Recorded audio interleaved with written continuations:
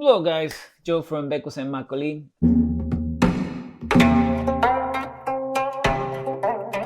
Making another video about makgeolli making or and Seoul. So in today's topic, we're going to be emphasizing a little bit more on making infusions. Now again, if you have taken our classes in Seoul, South Korea, then you might have learned how to add some of these infusions. Now specifically, this video is also about some of those students that perhaps had too much fun drinking and forgot how to do that. So this is a quick reminder. And perhaps this video is also for all of you guys who are making makgeolli and want to try experimenting with different infusions or ingredients. Now, I feel and I believe that adding your own ingredients into makgeolli makes your makgeolli definitely more fun. And of course, the number one aspect that or the reason why we add to different types of herbs, roots, or flowers, and so on is because when it comes to makgeolli, then mostly Korean people enjoy it to reap all the health benefits when it comes to drinking alcohol. As a matter of fact, a lot of the Korean alcohol, traditional alcohol for the most part, began being medicinal.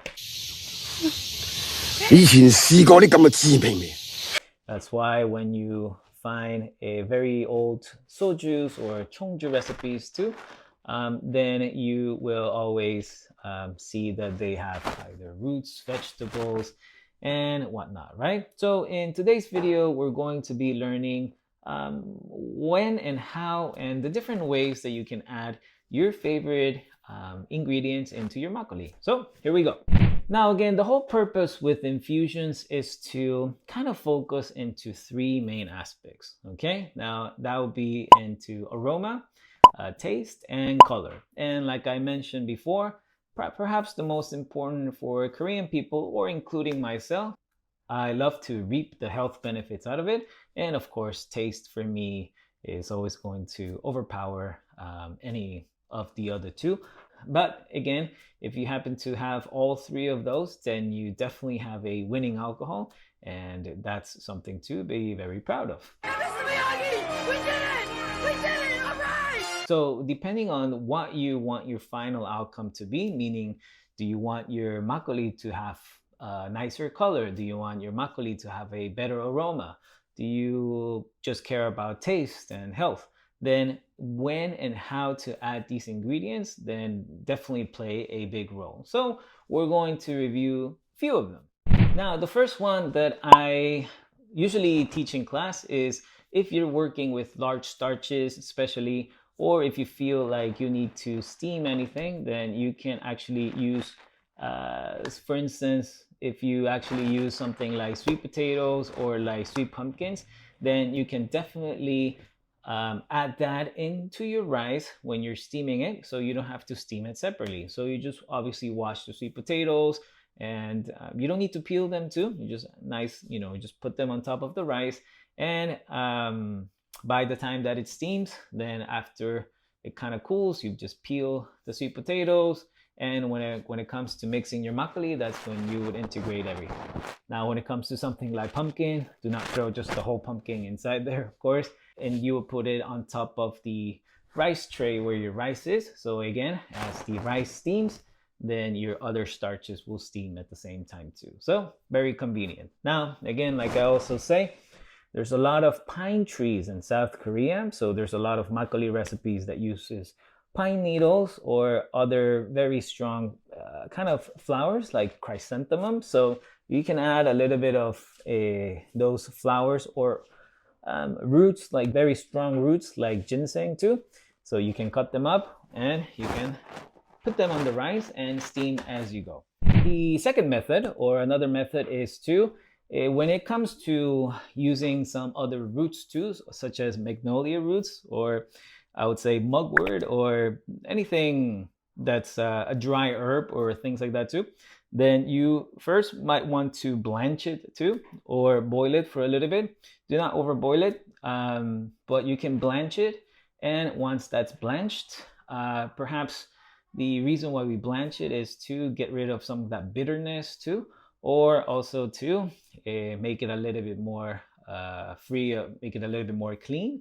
So we blanch it for a little bit, and then once that's blanched, you can use that. And when you mix all your ingredients, you can add that into your makgeolli. So one of my favorite ones to use too is, again, instead of using 100% water, you can always use make your favorite tea.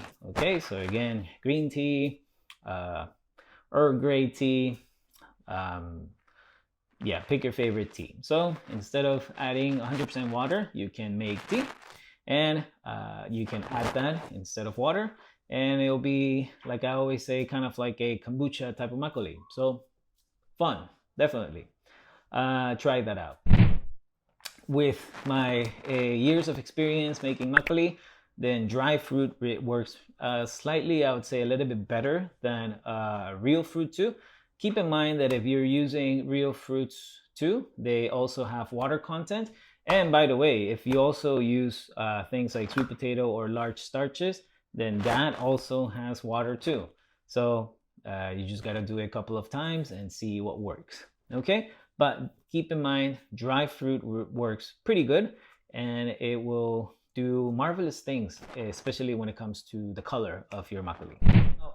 One thing that I'm a big fan doing is using fruit juice too.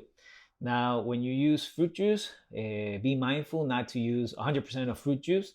I always say that a good starting point or a good takeoff point is about 25%. Okay, so experiment with 25%. But again, keep in mind that if you're adding anything extra like fruit juice, it should be within the 1:1. Okay, within the rice to water ratio. Now, if you've taken again our classes, then you definitely know what I'm talking about. But just to give you a little bit of perspective, for 1 kilogram of rice, we always use 1 liter of water. Now, that's not to say it's always like that, but 1:1 works great. If that's the case, then if you were using 1 kilogram of rice, then we would need 1 liter of water or liquid. So 25%, let's say I'm using strawberry juice. Okay, so it will be about 250 milliliters of strawberry juice and about 750 milliliters of water, and that will make a 1:1. Okay, so fruit juice is great. Now, do not go into the supermarket or convenience store and buy processed juice. Don't do that.